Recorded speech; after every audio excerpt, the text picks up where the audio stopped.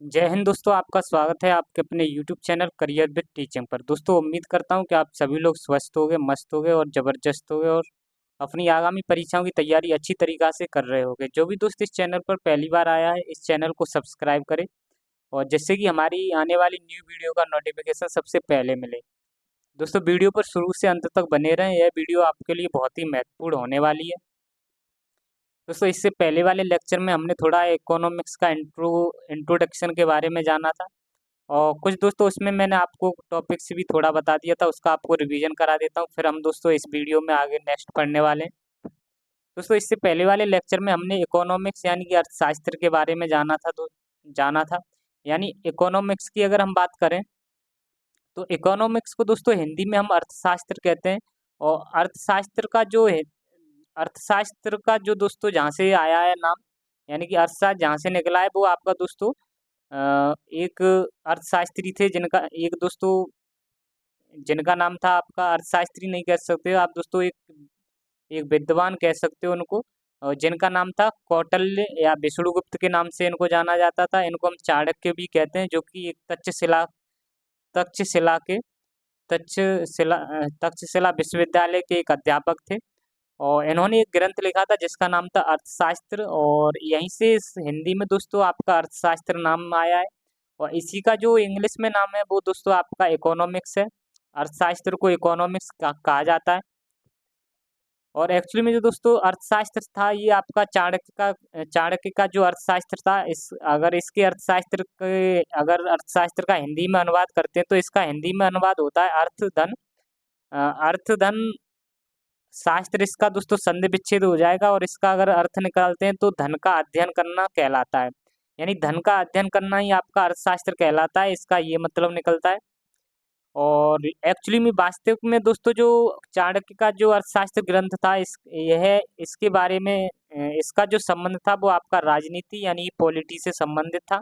इसमें बताया गया था कि एक राजा को किस तरीके से शासन करना चाहिए, किस तरीके से वहाँ की प्रजाओं को देखना चाहिए, उनके लिए क्या नियम कानून बनाने चाहिए।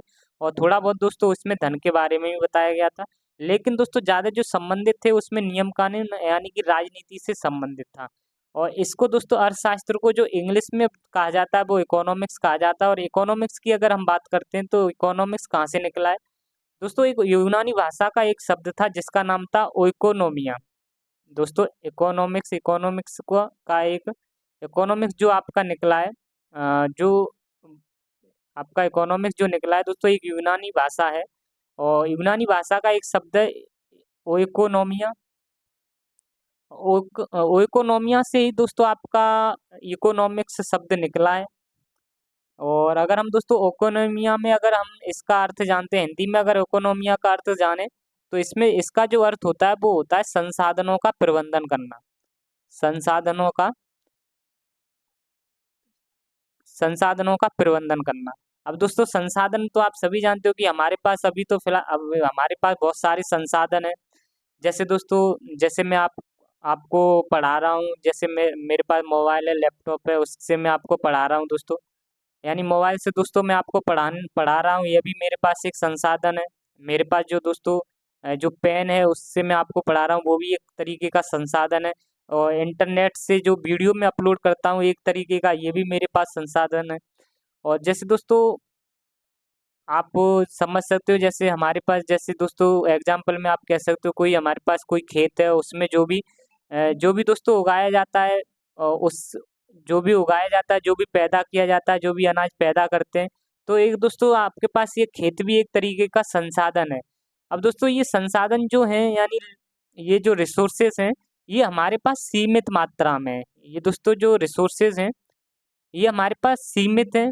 और ये दोस्तों रिसोर्सेज तो हमारे पास सीमित है, लेकिन जो हमारे पास इच्छा है, जो हमारी इच्छा है, वो असीमित है। अब असीमित कैसे हो जाएंगे दोस्तों, जैसे मैंने आपको बताया था कि एग्जाम्पल में आप हमारे पास कोई मोबाइल है, तो मोबाइल जैसे कि हमारे पास वीवो का कोई मोबाइल है, और वीवो के मोबाइल के बाद दोस्तों फिर हमारी इच्छा ये भी होती है कि हमारे पास आईफोन भी हो, हमारे पास इससे बड़ा और भी कोई मोबाइल हो, फिर टैबलेट हो या लैपटॉप हो। ये भी हमारी बहुत सारी इच्छाएं होती हैं। लेकिन दोस्तों इन इच्छाओं को हम पूरा नहीं कर सकते हैं। ये जो हमारी इच्छाएं, ये दोस्तों ये भी सभी की सभी इच्छाएं होती हैं, तो हम ये सभी की सभी इच्छाएं पूरी नहीं कर सकते हैं। तो हम कह सकते हैं दोस्तों हमारे पास जो ये जो दोस्तों हमारे पास जो लिमिटेड रिसोर्सेज हैं, और ये लिमिटेड रिसोर्सेज से हम कैसे इनको यूज करें कि हमारी इनसे हमारी जो भी सब इच्छाएं हैं वो पूरी की जा सकें। ये जो दोस्तों हमारे पास जो लिमिटेड ये रिसोर्सेज हैं, लिमिटेड जो रिसोर्सेज हैं, इनको हम कैसे यूज करें कि हमारी हमारी सबकी इच्छाएं पूरी की जा सके, हमारी जो सभी इच्छाएं हैं उनको पूरा किया जा सके। यही दोस्तों आपका इकोनॉमिक्स कहलाता है। यानी आप दोस्तों डेफिनेशन में जान सकते हो कि लिमिटेड रिसोर्सेज से ज़्यादा लोगों की इच्छाओं को संतुष्ट किया जा सके, यही आपका इकोनॉमिक्स कहलाता है। उम्मीद करता हूँ कि आपको ये पॉइंट समझ में आया होगा कि लिमिटेड रिसोर्सेज से अनलिमिटेड जो हमारी वांट्स हैं, इच्छाएं हैं,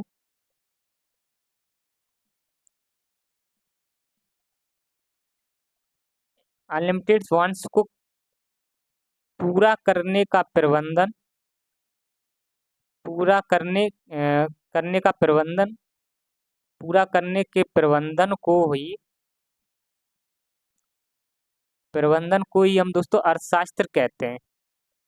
उम्मीद करता हूँ कि आपको दोस्तों पॉइंट समझ में आया होगा कि अर्थशास्त्र क्या होता है, कि जो हमारी अनलिमिटेड रिसोर्सेज से, यानी लिमिटेड रिसोर्सेज से हम अनलिमिटेड वांट्स को पूरा करने के प्रबंधन को ही हम अर्थशास्त्र कहते हैं। उम्मीद करता हूँ कि आपको ये सभी के सभी पॉइंट समझ में आए होंगे।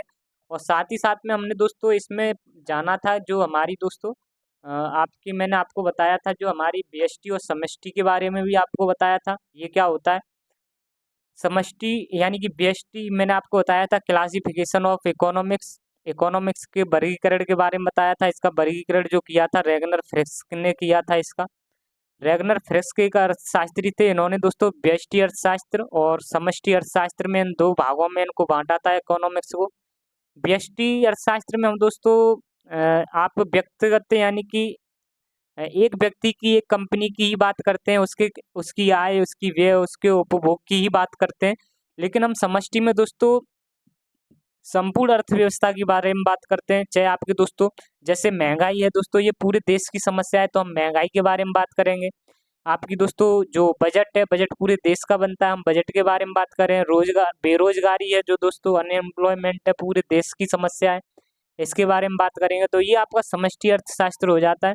व्यष्टि जो आपका इनको दोस्तों व्यष्टि के जो फादर कहा जाता है वो अल्फ्रेड मार्शल को कहते हैं, और समष्टि के जो फादर थे वो आपके जे.एम. किन्स को कहा जाता है। ये सभी के सभी पॉइंट्स मैंने आपको दोस्तों इससे पहले वाली वीडियो में बता दिए हैं, और ये उस वीडियो को जाके आपको देख सकते हो दोस्तों, और इसमें मैंने आपको पूरा रिवीजन करा दिया, और उम्मीद करता हूँ कि आपको सभी पॉइंट समझ में आए होंगे। नेक्स्ट दोस्तों हम इस वीडियो में वही पढ़ने वाले हैं जो यही दोस्तों लिखा है कि रिसोर्सेज जो होते हैं हमारे पास लिमिटेड होते हैं, और हमारी जो इच्छाएं वो असीमित हैं। जो इच्छाएं दोस्तों असीमित हैं, इसको पूरा करने के प्रबंधन को ही हम इकोनॉमिक्स कहते हैं। इसको पूरा करने के प्रबंधन को ही हम इकोनॉमिक्स कहते हैं। अब दोस्तों अब हम लिमिटेड जो हमारे पास रिसोर्सेज हैं और अनलिमिटेड इच्छाएं हैं, लेकिन दोस्तों इनके बीच में आपकी कुछ समस्याएं होती हैं, यानी कि सेंट्रल प्रॉब्लम्स ऑफ इकोनॉमी, यानी कि जो इकोनॉमिक्स कहलाता है दोस्तों, इसके बीच में कुछ समस्याएं होती हैं। इसके केंद्र में, यानी कि अर्थव्यवस्था की केंद्रीय कुछ समस्याएं होती हैं। जैसे हमारे पास दोस्तों रिसोर्सेज लिमिटेड हैं और इच्छाएं बहुत सारी हैं, तो इनके बीच में जो रिसोर्सेज और इच्छाओं के बीच में जो दोस्तों कुछ केंद्रीय जो समस्याएं हैं, उनके समस्याओं के बारे में भी जान लेते हैं क्या क्या समस्याएं होती हैं। जैसे दोस्तों समस्याओं के बारे में पहले बात करते हैं। केंद्रीय समस्याओं को 3 तरीके से बांटा गया है। पहला तो दोस्तों बताया गया है कि क्या उत्पादन करें। पहले अर्थव्यवस्था की दोस्तों पहली समस्या ये हो जाती है कि हम इसमें क्या उत्पादन करें। जैसे दोस्तों आपको बता देता हूँ, कोई एक एग्जांपल देंगे कि ये दोस्तों कोई किसान है, किसान के पास आपके 5 बीघा जमीन है। अब किसान को दोस्तों इसमें गेहूं भी उगाना है, गेहूं भी उगाना है, आपका बाजरा भी उगाना है, धान भी उगाना है इसमें, और मक्का भी उगाना है। और ये दोस्तों सभी पूरी उसकी किसान की इच्छाएं हैं। लेकिन दोस्तों साधन, यानी कि जो संसाधन है वो तो आपके पास सीमित है। तो इस तरीके से ये भी समस्या हो जाती है अर्थशास्त्र में कि उसको क्या उत्पादन करना है। ये भी आपकी मेन प्रॉब्लम हो जाती है दोस्तों कि उसमें क्या उत्पादन करना है। अ, अगर हम दोस्तों नेक्स्ट बात करते हैं इसी तरीके से दोस्तों कि देश के अंदर हमें क्या उत्पादन करना है, देश के अंदर क्या उत्पादन करना है, अ, कौन सा सामान बनाना है, कौन सी वस्तु बनानी है। तो यह डिसाइड करना दोस्तों अर्थव्यवस्था की एक केंद्रीय समस्या आ जाती है कि फिर दोस्तों जो उचित होता है फिर उसको ही डिसाइड किया जाता है, उसको ही उत्पादित किया जाता है। दूसरी जो समस्या है दोस्तों वो कैसे उत्पादन करें। दूसरी जो समस्या है दूसरी जो समस्या है दोस्तों कि हम क्या उत्पादन करें, सॉरी दोस्तों कैसे उत्पादन करें। अब कैसे में दोस्तों आंसर में आना चाहिए कि हम लेबर यानी कि श्रम लगाकर उत्पादन करें, कि मशीनों से किसी सामान या वस्तु को उत्पादन करें। यह भी दोस्तों दूसरी समस्या हो जाती है। जैसे दोस्तों बात करते हैं श्रम लगाकर, यानी कि आप कह सकते हो कि जब हम मजदूर लगाएंगे यानी कि दोस्तों मजदूरों से जब काम कराएंगे, जब मजदूरों से अगर हम काम करवाएंगे तो यहाँ पर क्या होता है दोस्तों कि रोजगार तो आपका बढ़ेगा, रोजगार तो आपका ये होता है बढ़ता है, पर लेकिन यहाँ पर जो उत्पादन होता है वो उत्पादन यहाँ पर घट जाता है। तो एक दोस्तों आपका कैसे उत्पादन करें, या श्रम से करें या मशीनरी से। मशीनरी में क्या होता है दोस्तों कि जो मशीनें होती हैं इसका यूज करोगे, मशीनों का अगर यूज करेंगे तो यहाँ पर रोजगार जो होता है वो कम हो जाता है, रोजगार कम हो जाता है, लेकिन यहाँ पर जो उत्पादन होता है वो आपका बढ़ जाता है। किस तरीके से बढ़ जाता है, जैसे दोस्तों आप जानते हो कि पहले टाइम पर क्या होता था कि पहले आप सभी जानते हो कि रिक्शे चलते थे, पहले रिक्शे चलाए जाते थे और इसमें बहुत मेहनत होती थी रिक्शों में। और फिर दोस्तों कुछ सालों के बाद क्या हुआ कि यहाँ पर अब ई रिक्शा आ गए, ई बैटरी जो ई रिक्शा होते हैं दोस्तों, बैटरी वाले रिक्शा होते हैं वो अब ई ई रिक्शा आ गए आपके। तो ई रिक्शाओं ने दोस्तों क्या किया, ये आपके मशीनरी यूज की जा रही है। पहले यहाँ पर एक सवारी को ले जाते थे तो यहाँ पर उत्पादन तो लेकिन कम हो पा रहा था दोस्तों। अब उसी तरीके से यहाँ पर अब 5 7 8 सवारियों को ले जाया जाता है, तो यहाँ पर अर्निंग अच्छी खासी हो जाती है। यहाँ अर्निंग कम होती थी तो यहाँ पर आपकी अर्निंग अब ज़्यादा हो जा रही है। यहाँ पर पहले दोस्तों जब पहले आपके 100 मजदूर काम किया करते थे, अब वहीं पर आपके दोस्तों 10 10 दोस्तों रिक्शा चलाते हैं, 10 लोग ही मजदूरी करते हैं। तो इस तरीके से यहाँ पर रोजगार तो घट गया है, लेकिन दोस्तों यहाँ पर आपका यहाँ पर क्या हुआ है दोस्तों, ई रिक्शा चलाने पर आपका यहाँ पर भी बेरोजगारी ज़्यादा आपकी जो बेरोजगारी है, यानी कि यहाँ पर रोजगार तो कम हो गया है। यहाँ पर दोस्तों रोजगार आपका कम हो गया है और यहाँ पर आपका अर्निंग आपकी बढ़ गई है। और यहाँ पर क्या हुआ है दोस्तों, यहाँ पर आपका उत्पादन जो है, यहाँ पर उत्पादन पहले कम होता था, यहाँ पर जो उत्पादन है वो कम होता है और अब साथ ही साथ में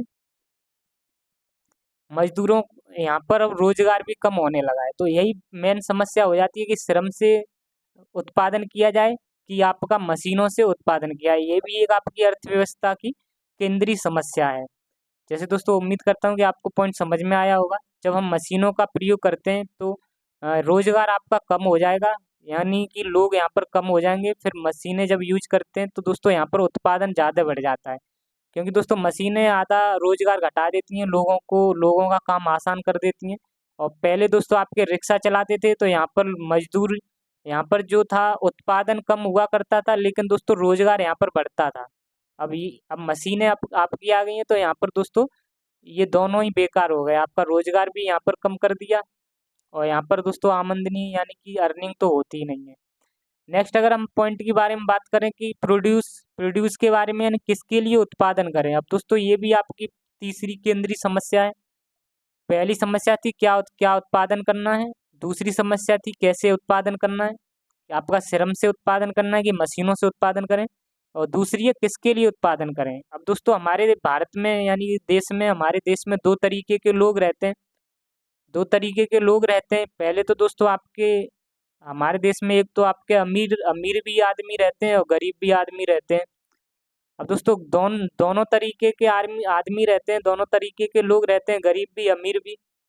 अब दोस्तों यहाँ पर समस्या ये है कि गरीब लोगों के लिए चीज़ों को उत्पादित किया जाए कि अमीर लोगों को उत्पादित की जाए।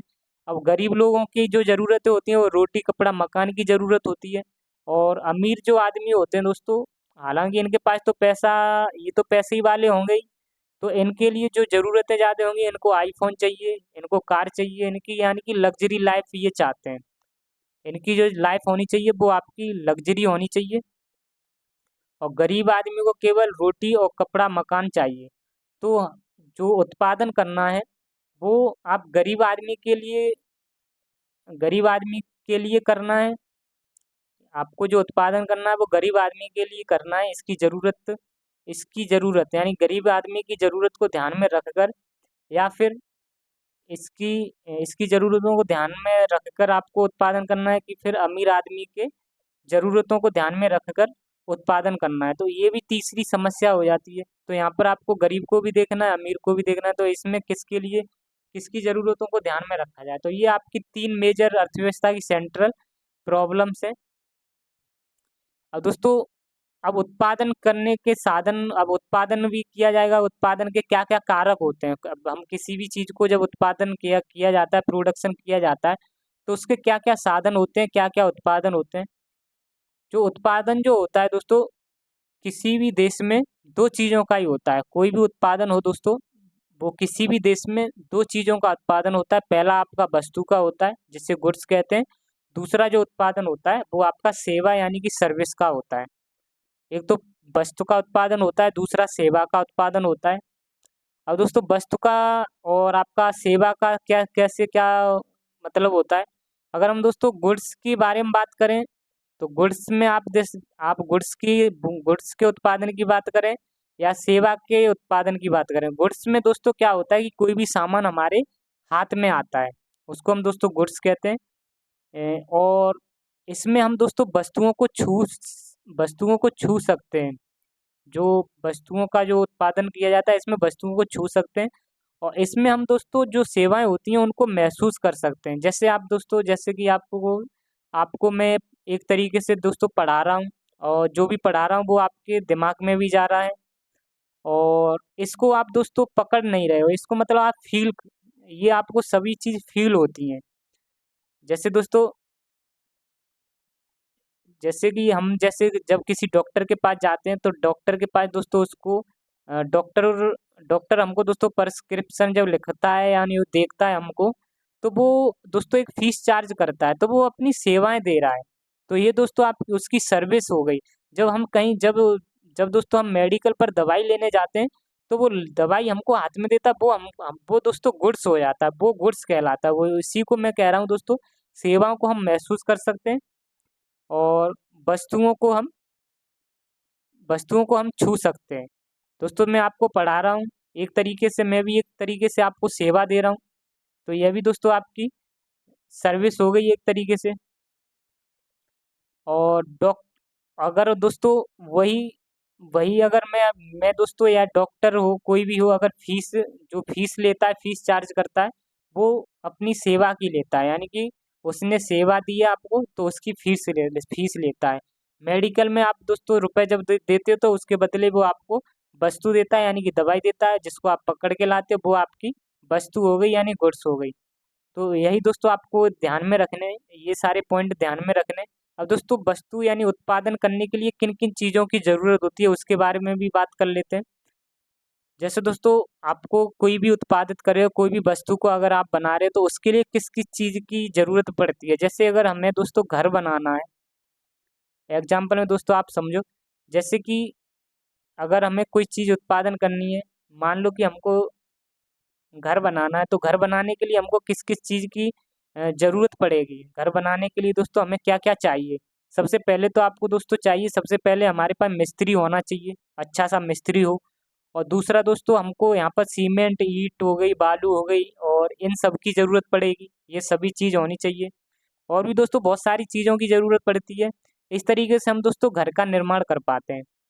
इस तरीके से दोस्तों घर का निर्माण कर पाते हैं। इसी तरीके से दोस्तों जो उत्पादन होते हैं उनके लिए इन चीज़ों की ज़रूरत पड़ती है। उत्पादन जो होते हैं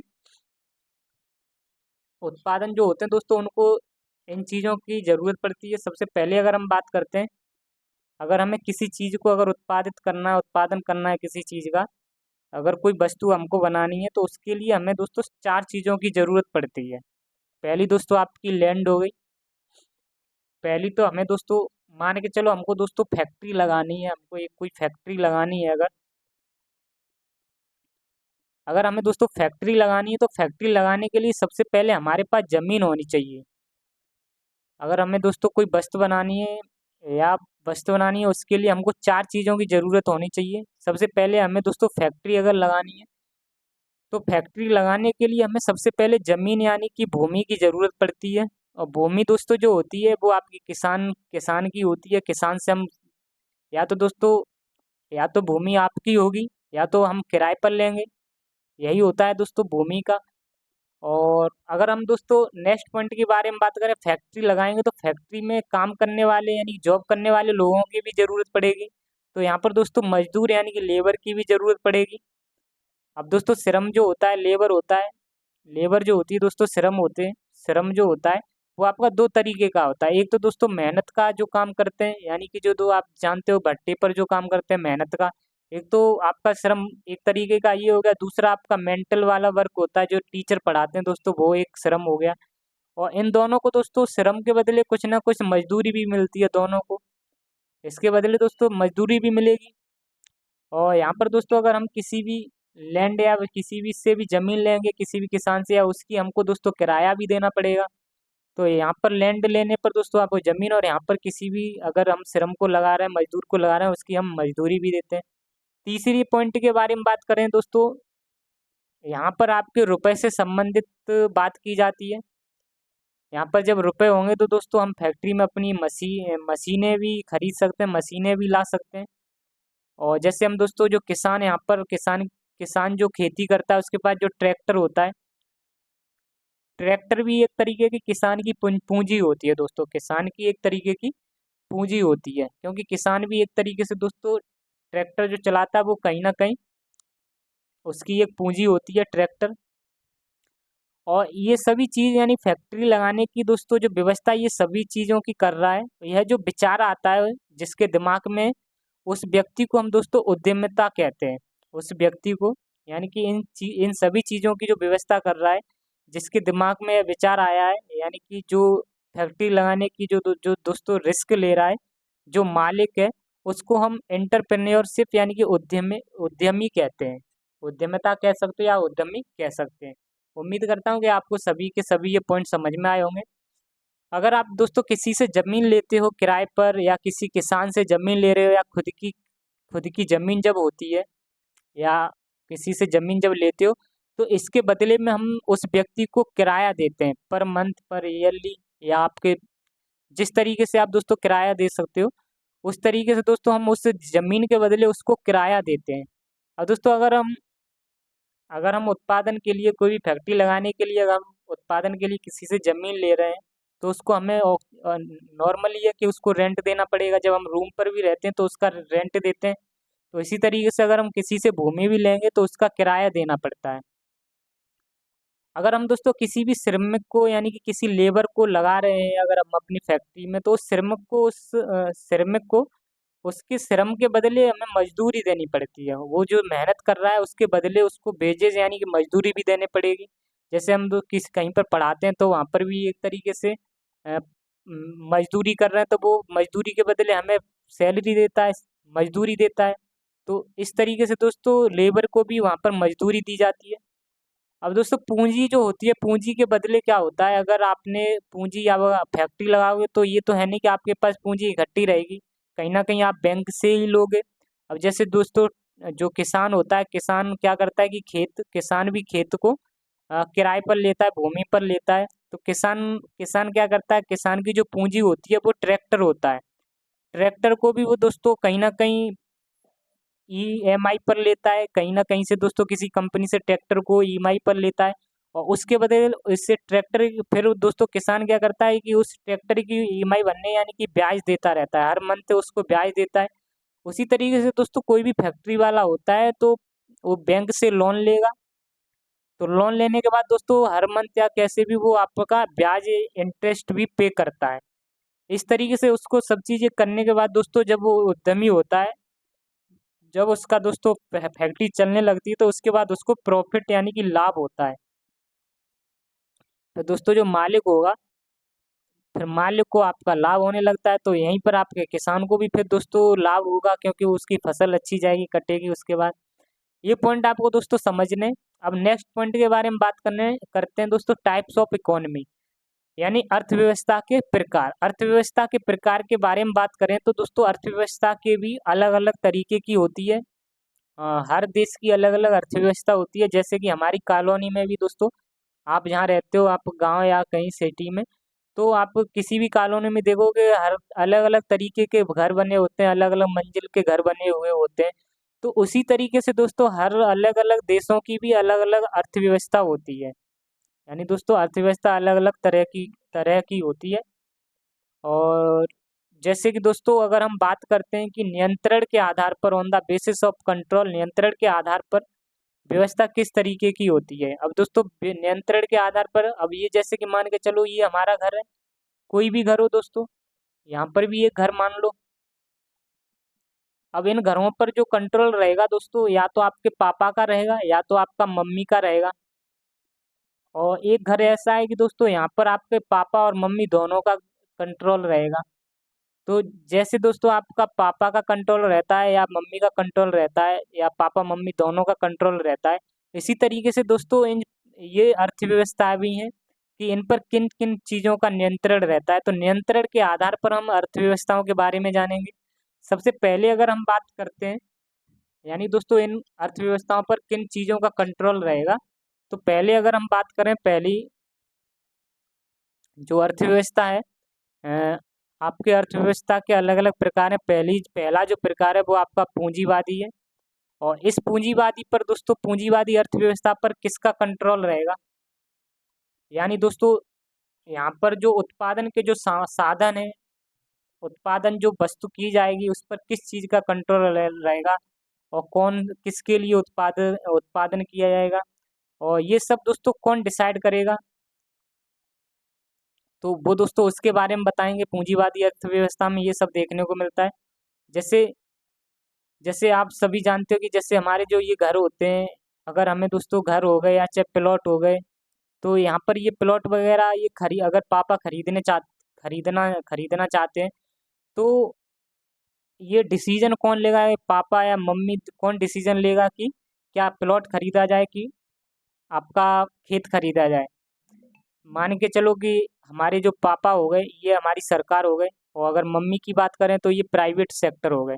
तो पापा इसको डिसाइड करेंगे कि मम्मी इसको डिसाइड करेंगी।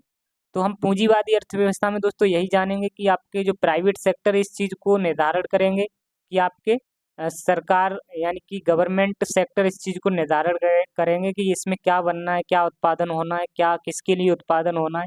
ये सब चीज़ कौन डिसाइड करेगा, इस चीज़ के बारे में पढ़ेंगे दोस्तों। यानी कि जो भी उत्पादन किया जाएगा, इस उत्पादन के जो भी साधन है इन पर किस चीज़ का कंट्रोल रहेगा, इस चीज़ के बारे में पढ़ेंगे। सबसे पहली जो अर्थव्यवस्था है उसे पूंजीवादी अर्थव्यवस्था कहते हैं, यानी कि कैपिटलिस्ट इकोनॉमी इसको कहा जाता है। अब दोस्तों पूंजीवादी के बारे में बात करें तो पूंजी का जो मतलब होता है, इसका मतलब होता है पैसा। पूंजी का जो मतलब होता है दोस्तों, इसका मतलब होता है पैसा। और इसका जो पूंजीवादी अर्थव्यवस्था का अगर दूसरा भी नाम जाने, तो दूसरा जो नाम है वो बाजार अर्थव्यवस्था के नाम से भी इसको जाना जाता है, यानी मार्केट इकोनॉमी भी इसको कहा जाता है। और पूंजी यानी पैसा आप जानते हो दोस्तों, इसमें क्या होता है, ऐसी इस अर्थव्यवस्था में क्या होता है कि ऐसी कोई भी अर्थव्यवस्था, इसकी डेफिनेशन के बारे में बात करते हैं। इस पूंजीवादी अर्थव्यवस्था में दोस्तों इसके दिमाग में सिर्फ और सिर्फ पैसा ही पैसा रहता है, यानी कि प्रॉफिट ही प्रॉफिट कमाना रहता है। इसी को हम पूंजीवादी अर्थव्यवस्था कहते हैं।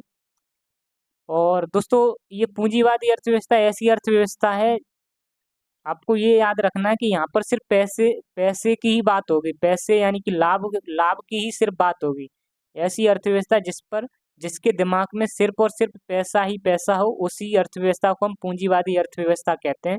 और इसका जो विचार, इस पूंजीवादी अर्थव्यवस्था का जो विचार दिया था, वो आपके एक अर्थशास्त्री थे जिनका नाम था एडम स्मिथ। एडम स्मिथ ने दोस्तों यह आपका विचार दिया था पूंजीवादी अर्थव्यवस्था का। और पूंजीवादी अर्थव्यवस्था का भी दोस्तों इन्होंने अपनी एक किताब थी उसमें भी जिक्र किया था एडम स्मिथ ने, जिनकी किताब का नाम था, जो कि 1776 में इन्होंने किताब लिखी थी, 1776 में, जिसका नाम था वेल्थ ऑफ नेशन। 1776 में दोस्तों इन्होंने किताब लिखी थी वेल्थ ऑफ नेशन। इस किताब में दोस्तों इन्होंने पूंजीवादी अर्थव्यवस्था का पूंजीवादी अर्थव्यवस्था के बारे में विचार भी दिए थे। इसीलिए इन्होंने ही दोस्तों ज़्यादा इकोनॉमी में अपना कंट्रीब्यूशन दिया था, इसीलिए इसको इनको अर्थशास्त्र का जनक भी कहा जाता है। और इन्होंने दोस्तों एक सिद्धांत और दिया था एडम स्मिथ ने दोस्तों। और एडम स्मिथ जो थे, एडम स्मिथ के ही विचारों से यह अर्थव्यवस्था आपकी जन्मी है। पूंजीवादी जो अर्थव्यवस्था है दोस्तों, पूंजीवादी अर्थव्यवस्था का जो जन्म हुआ है वो इनकी विचारों से ही हुआ है। और इनका एडम एडम स्मिथ ने एक सिद्धांत दिया था जिसका नाम था लेजिज फेयर का सिद्धांत भी इसको कहते हैं, या आप कह सकते हो हस्तक्षेप का सिद्धांत। हस्तक्षेप का सिद्धांत आपका एडम स्मिथ ने दिया था। और जिसमें दोस्तों जिसका मतलब होता है हस्तक्षेप का सिद्धांत जो दिया था, इसका मतलब आप कह सकते हो कि इसमें जो सरकार का नियंत्रण होता है, आपका जो हस्तक्षेप का सिद्धांत ये क्या था दोस्तों, इसका मतलब जो था इसमें सरकार की कोई भूमिका नहीं होती है, यानी कि सरकार के नियंत्रण का यहाँ पर अभाव देखने को मिलता है इस पूंजीवादी अर्थव्यवस्था में। यहाँ पर सरकार जो होती है दोस्तों, इसकी कोई ज़्यादा भूमिका नहीं होती है। सरकार बस यहाँ पर ये कहती है कि आप यहाँ पर कुछ भी उत्पादन कर सकते हो, और उत्पादन यहाँ पर कुछ भी उत्पादन करो, कोई भी कंपनी यहाँ पर स्थापित करो, हमें सिर्फ टैक्स दीजिए। यहाँ पर सरकार को सिर्फ टैक्स से मतलब रहता है, और कुछ से यहाँ पर इनको मतलब नहीं रहता पूंजीवादी अर्थव्यवस्था में। यहाँ पर दोस्तों क्या बनना है, यानी यहाँ पर किस चीज़ का उत्पादन होना है, ये कौन डिसाइड करेगा, यहाँ पर क्या बनना है, किसके लिए बनना है, ये ये और इस तरीके से जनता में ये जो उत्पादन जो होगा कैसे जनता में बंटना है, ये सभी का सभी जो डिसाइड करते हैं वो आपके दोस्तों प्राइवेट सेक्टर डिसाइड करते हैं। यहाँ पर दोस्तों आपका क्या बनना है, क्या उत्पादन होना है, किसके लिए बनना है, और जनता में किस तरीके से ये बंटना है कुछ भी उत्पादित की गई वस्तु, तो ये सभी के सभी जो डिसाइड करते हैं वो आपके प्राइवेट सेक्टर डिसाइड करते हैं। तो वही पॉइंट है दोस्तों आपका। जैसे आप जानते हो कि हमारे पास जो रिलायंस कंपनी है भारत की, ये रिलायंस कंपनी भी आपकी एक प्राइवेट सेक्टर की कंपनी है। और आपकी ये रिलायंस कंपनी में ही इस कंपनी के में ही डिसाइड ये लोग करते हैं कि यहाँ पर क्या बनना है, और किसके लिए बनना है, और कैसे बनाए, कि जिससे कि इनको ज़्यादा प्रॉफिट यानी कि फ़ायदा हो सके। तो इसलिए ये आपकी रिलायंस कंपनी भी एक तरीके की दोस्तों प्राइवेट कंपनी है। तो इसी तरीके से दोस्तों इस पॉइंट में उत्पादन के साधनों पर क्या नियंत्रण रखना है, इस पे जो भी उत्पादन होगा दोस्तों, इस पर किस चीज़ का नियंत्रण रहेगा, वो आपका प्राइवेट सेक्टर यानी कि निजी क्षेत्र का यहाँ पर कंट्रोल रहता है कि उत्पादन में दोस्तों हम क्या बनाएं, किसके लिए बनाएं, और जनता में जब ये बनकर बटेगा, वो सभी का सभी जो डिसाइड करते हैं वो आपके प्राइवेट सेक्टर डिसाइड करते हैं। और इसमें दोस्तों जो पूंजीवादी अर्थव्यवस्था होती है, इसका जो मेन मोटिव रहता है दोस्तों, इसमें इसमें सिर्फ मेन मेन मोटिव इनका यही रहता है कि जो भी उत्पादित करो, कोई भी कंपनी लगाओ, कोई भी फैक्ट्री लगाओ, सिर्फ और सिर्फ हमको यहाँ पर प्रॉफिट ही प्रॉफिट दिखना चाहिए, और यानी कि पैसा ही पैसा दिखना चाहिए। तो इनका जो मेन मोटिव रहता है वो दोस्तों अधिकतम लाभ कमाने का रहता है। जैसे दोस्तों मैंने आपको बताया है कि हमारी जो रिलायंस कंपनी है, आपकी जो रिलायंस कंपनी है दोस्तों, ये प्राइवेट आपकी एक कंपनी है। इसमें ये लोग ये डिसाइड करते हैं हमको क्या बनना है, किसके लिए किसके लिए बनाए, और जिससे कि हमको ज़्यादा प्रॉफिट हो, वही चीज़ दोस्तों ये लोग अपनाते हैं। पूंजीवादी अर्थव्यवस्था में भी दोस्तों आपके ये लोग डिसाइड करते हैं, कोई भी कंपनी हो कुछ भी हो, ये ज़्यादा प्रॉफिट पर ध्यान देते हैं। आपके एग्जाम्पल में दोस्तों जानेंगे कि उदाहरण हो गया हमारा यूएसए।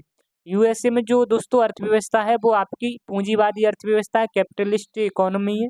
यहाँ पर जो भी ज़्यादा अधिकार रहते हैं वो दोस्तों आपके प्राइवेट सेक्टर के रहते हैं, यानी कि प्राइवेट सेक्टर पर यहाँ पर दोस्तों सब जो भी उत्पादन होगा है, उत्पादन के जो भी साधन होंगे वो सभी के सभी जो प्राइवेट सेक्टर के अंदर ही नियंत्रण में रहते हैं। यहाँ पर सरकार को सिर्फ टैक्स से मतलब रहता है, यहाँ पर सरकार का कम अभाव रहता है, यहाँ पर सरकार का अभाव रहता है, और प्राइवेट सेक्टर का यहाँ पर दबदबा रहता है। अब दोस्तों अब नेक्स्ट पॉइंट के बारे में बात करें दोस्तों, आपकी जो यूएसए की एक कंपनी है, जैसे जो आपकी एलोन मस्क की एक कंपनी है जिसका नाम है एलोन मस्क की एक प्राइवेट कंपनी है जो कि आपकी सैटेलाइटों को अंतरिक्ष में भेजती है। तो ये भी आपकी दोस्तों हमारे यहाँ पर गवर्नमेंट के अंडर में आती है, लेकिन यहाँ पर आपका प्राइवेट सेक्टरों के अंदर आती है। यहाँ पर जो रेलवे भी है वो भी प्राइवेट सेक्टर के हाथों में दी गई है। अब दोस्तों यहाँ पर जब प्राइवेट लोगों के हाथ में दोगे तो यहाँ पर क्या होगा, यहाँ पर दोस्तों जो ये उत्पादन करेंगे, अब उत्पादन तो आपका ज़्यादा होगा यहाँ पर दोस्तों, और यहाँ पर जो इनको लाभ होगा, लाभ भी यहाँ पर ज़्यादा होगा। तो इस वाली पूंजीवादी अर्थव्यवस्था में दोस्तों क्या होता है कि यहाँ पर जो अमीर होते हैं, यहाँ पर दोस्तों अमीर होते हैं तो वो अमीर होते जाते हैं, और जो गरीब होते हैं, गरीबों को ध्यान में नहीं रखा जाता है तो ये लोग गरीब होते जाते हैं। तो यहाँ पर दोस्तों एक बड़ी समस्या ये हो जाती है कि जो यहाँ पर प्राइवेट सेक्टर में गरीब लोगों को नहीं देखा जाता है। यहाँ पर अमीरों को ध्यान में रखते हुए आपके अमीरों को ध्यान में रखते हुए यहाँ पर काम किए जाते हैं। तो इसलिए दोस्तों इसकी ये आपकी अर्थव्यवस्था जो पूंजीवादी अर्थव्यवस्था है, ये आपके यूएसए हो गया, कनाडा हो गया, और आपके दोस्तों जो वेस्ट यूरोपियन कंट्री है, सभी के सभी पूंजीवादी पूंजीवादी कंट्री हैं। अब दोस्तों इसके विरोध में जब यहाँ पर गरीब लोगों को ध्यान में नहीं रखा जाता है, तो इसके विरोध में दोस्तों एक और अर्थव्यवस्था आई। जब इसमें गरीब लोगों का जब ध्यान नहीं रखा जा रहा था, तो यानी कि किसी के पास ज़्यादा पैसे हैं और किसी के पास कम पैसे हैं, कोई ज़्यादा अमीर है कोई गरीब है। तो इसके विरोध में एक दोस्तों अगली जो नई आपकी एक अर्थव्यवस्था आई जिसको कहा जाता है दोस्तों स्टेट इकोनॉमी, यानी कि राज्य अर्थव्यवस्था। यह दोस्तों आपकी दूसरी अर्थव्यवस्था ने जन्म लिया इसके पूंजीवादी अर्थव्यवस्था के विरोध में। तो यह जो अर्थव्यवस्था है, राज्य अर्थव्यवस्था है दोस्तों, यहाँ पर आपके समाज की बात होती है। राज्य अर्थव्यवस्था के बारे में बात करते हैं। राज्य राज्य अर्थव्यवस्था के बारे में दोस्तों बात करें, यहाँ पर समाज की बात होती है, सिर्फ यहाँ पर बराबरी की भावनाएं होती हैं। उस बराबर की जहाँ भावनाएं होती हों वहाँ पर दोस्तों यहाँ पर राज्य अर्थव्यवस्था में बात की जाती है। राज्य अर्थव्यवस्था के बारे में बताने से पहले दोस्तों मैं आपको बता देता हूँ, राज्य अर्थव्यवस्था जो है, राज्य अर्थव्यवस्था के दो फीचर हैं। एक पहला फीचर है आपका समाजवादी अर्थव्यवस्था, एक आपका समाजवादी अर्थव्यवस्था है, और दूसरा आपका दोस्तों कम्युनिस्टवादी यानी कि साम्यवादी अर्थव्यवस्था है। ये इसके दो फीचर हैं दोस्तों। जैसे आप कह सकते हो कि एक यानी कि एक जो पिताजी की दो लड़कियां, एक लड़की ये हो गई, एक लड़की थोड़ी काली, एक लड़की थोड़ा गोरी, यानी कि एक लड़की पर दोस्तों जो काली है इस पर मतलब थोड़ा नियम कानून कम रहेंगे, और जो गोरी है उस पर नियम कानून ज़्यादा रहेंगे। तो यही दोस्तों समाजवादी अर्थव्यवस्था है। यहाँ पर थोड़े सरकार के कम नियम कानून रहते हैं, और यहाँ पर सरकार के बहुत ज़्यादा नियम, कठोर नियम रहते हैं। ये साम्यवादी है, ये आपकी समाजवादी है। तो अगर हम दोस्तों बात करते हैं इसके दो फीचर हैं आपके राज्य अर्थव्यवस्था के, स्टेट इकोनॉमी का पहला फीचर है जो समाजवादी अर्थव्यवस्था, जिसे हम सोशलिस्ट इकोनॉमी कहते हैं। और सोशलिस्ट इकोनॉमी के बारे में बात करते हैं दोस्तों, तो यहाँ पर सिर्फ समाज की बात होती है, बराबरी की भावना होती है। इसी को हम समाजवादी अर्थव्यवस्था कहते हैं। आप कह सकते हो दोस्तों ऐसी अर्थव्यवस्था जो समाज के लिए काम करती हो, समाज के कल्याण के लिए काम करती हो, समाज के कल्याण के लिए काम करती हो, उसी को हम समाजवादी अर्थव्यवस्था कहते हैं। अगर अगर दोस्तों हम इसके उद्गम की बात करें, तो मैंने आपको बताया भी है कि इसका जो उद्गम हुआ था वो पूंजीवादी के विरोध में इसका उद्गम हुआ था, क्योंकि पूंजीवादी अर्थव्यवस्था में दोस्तों गरीब लोगों को ध्यान में नहीं रखा जा रहा था। जो गरीब तबका के लोग थे उनको ध्यान में नहीं रखा जा रहा था, गरीब लोग गरीब होते जा रहे थे, अमीर लोग अमीर होते जा रहे हैं। तो इसके विरोध में आपकी ये समाजवादी अर्थव्यवस्था आई थी। और अगर हम इस समाजवादी अर्थव्यवस्था को लाने का अगर जो विचार था उनके बारे में बात करते हैं, तो एक जर्मन के फिलोसफर थे, एक दोस्तों जर्मन के फिलोसफर थे, एक विचारक थे जिनका नाम था कार्ल मार्क्स। कार्ल मार्क्स के विचारों से ही ये आपकी समाजवादी अर्थव्यवस्था का जन्म हुआ था।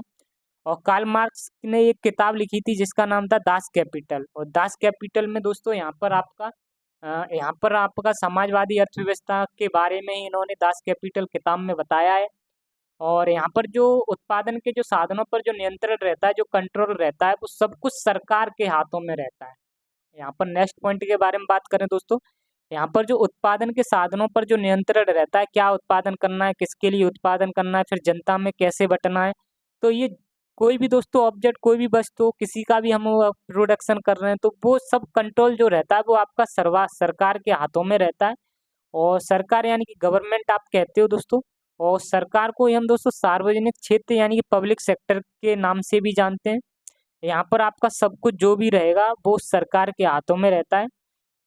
सरकार को ही हम सार्वजनिक क्षेत्र यानी कि पब्लिक सेक्टर के नाम से जानते हैं। और इसमें समाजवादी अर्थव्यवस्था में जो उद्देश्य था, इसका जो उद्देश्य था उसका, पूंजीवादी अर्थव्यवस्था का तो उद्देश्य सिर्फ पैसा ही पैसा कमाना था, प्रॉफिट ही प्रॉफिट कमाना था। लेकिन समाजवादी अर्थव्यवस्था का जो मोटिव था वो था कि लोगों के हित के लिए कुछ अच्छे काम करना, लोगों के कल्याण के लिए काम करना, लोगों के लिए अच्छी स्कीम लाना, लोगों के लिए अच्छे व्यवसायों के बारे बारे में समझाना। तो यानी कि कुल मिलाकर लोगों का कल्याण करना था इसका मोटिव। और इसमें दोस्तों जो भी संसाधन हो, देश के जो भी संसाधन हो, उन पर सबका बराबर अधिकार हो। जितने भी लोग हैं दोस्तों, चाहे आपके गरीब लोग हों चाहे अमीर लोग हैं, वो इन संसाधनों पर दोनों का बराबर अधिकार हो। कोई ज़्यादा गरीब ना हो, कोई ज़्यादा गरीब ना हो और कोई ज़्यादा अमीर भी ना हो, कोई ज़्यादा गरीब भी ना हो, ना कोई ज़्यादा अमीर हो। और इस तरीके से दोस्तों इसका एक मेन मोटिव था, इसलिए लोगों के कल्याण के लिए लाई गई थी। इसमें से मेन उदाहरण के बारे में बात करते हैं। उदाहरण जो था वो आपका रूस। रूस में दोस्तों आपकी समाजवादी अर्थव्यवस्था देखने को मिलती है। नेक्स्ट दोस्तों हम राज्य अर्थव्यवस्था का एक और फीचर आपका है जो कि आपका कम्युनिस्ट इकोनॉमी कहलाती है, जिसे हम साम्यवादी अर्थव्यवस्था कहते हैं। जैसे मैंने आपको बताया था दोस्तों, एक आपकी काली लड़की, एक गोरी लड़की। काली लड़की पे ज़्यादा रोक टोक नहीं रहती, कहीं पे भी थोड़ा घूम सकती है। लेकिन दोस्तों गोरी लड़की जो होती है इस पे बहुत नियम कानून सख्त होते हैं। तो इसी तरीके की आपकी साम्यवादी अर्थव्यवस्था है दोस्तों। इसमें जो नियम कानून सरकार के रहते हैं वो बहुत ही कठोर रहते हैं। इसमें दोस्तों जो मीडिया भी होती है वो बिना सरकार की मर्जी से बोल नहीं सकती, बिना सरकार की मर्जी से छींक नहीं सकती। और यहाँ समाजवादी में दोस्तों थोड़ा ये हल्की पड़ती है। समाजवादी अर्थव्यवस्था थोड़ी हल्के नियम कानून है दोस्तों यहाँ पर। और यहाँ पर बहुत भयंकर नियम कानून है। यहाँ पर आपकी साम्यवादी अर्थव्यवस्था में पूरा कंट्रोल सरकार का रहता है। और यहाँ पर दोस्तों आप साम्यवादी अर्थव्यवस्था को कह सकते हो, ये बहुत ही आपकी डिक्टेटरशिप टाइप की है, बहुत भयंकर आपकी है। समाजवादी आप कह सकते हो उदारवादी है। यहाँ पर समाजवादी में नियम कानून थोड़े इजी होते हैं और साम्यवादी में जो नियम कानून होते हैं वो बहुत ही भयंकर होते हैं। यहाँ पर दोस्तों बिना सरकार की मर्जी से कोई कंपनी कंपनी नहीं लग सकती है, या नहीं यहाँ पर कोई मीडिया का जो भी पत्रकार है वो सरकार के बिना मर्जी के बिना यहाँ पर बोल सकता है। तो ये जो साम्यवादी अर्थव्यवस्था होती है वो दोस्तों आपकी चाइना में देखने को मिलती है। अब दोस्तों जब यहाँ पर आप सभी जानते हो कि अगर यहाँ पर जब सरकार की जब ज़्यादा मनमानी हो जाती है तो कहीं ना कहीं फिर यहाँ पर करप्शन बढ़ने लगता है, करप्शन बढ़ जाता है।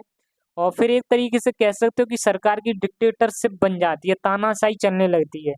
ना दोस्तों कोई लोगों के पास कुछ स्वतंत्र अधिकार रहते हैं ना कुछ रह पाते हैं।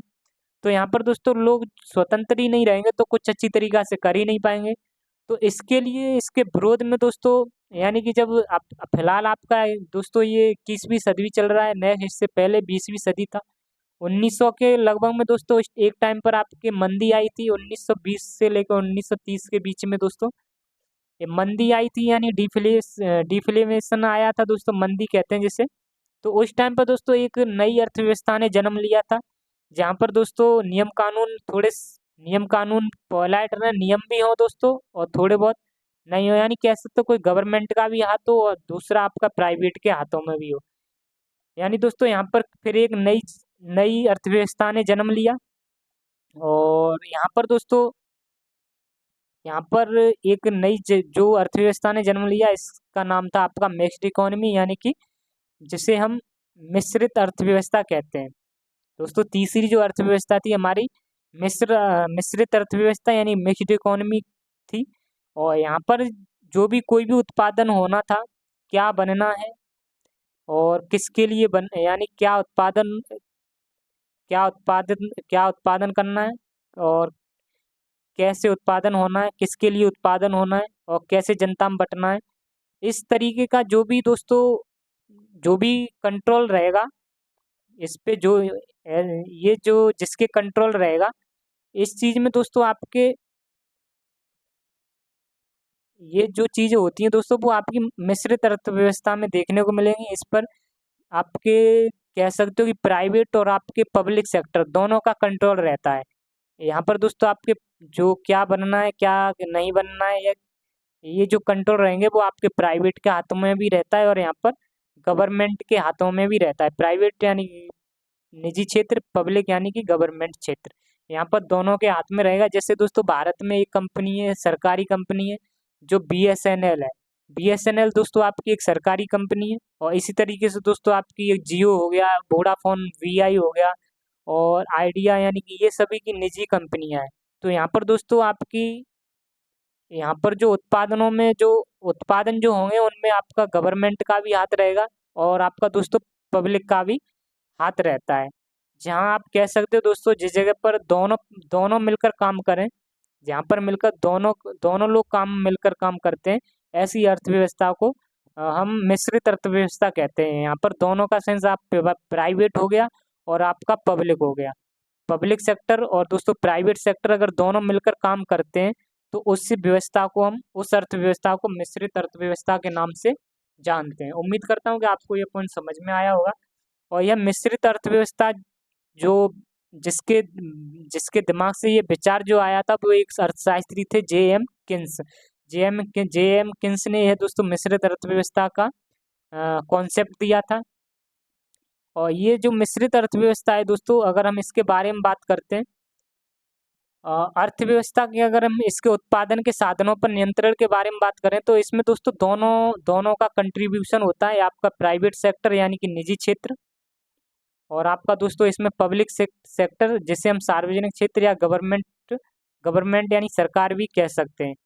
और यहाँ पर दोस्तों यहाँ पर आप डेफिनेशन में देख सकते हो, सार्वजनिक जो क्षेत्र होता है निजी क्षेत्र का से अस्तित्व होता है। यानी आप कह सकते हो दोस्तों सार्वजनिक क्षेत्र निजी क्षेत्र दोनों मिलकर यहाँ पर काम करते हैं।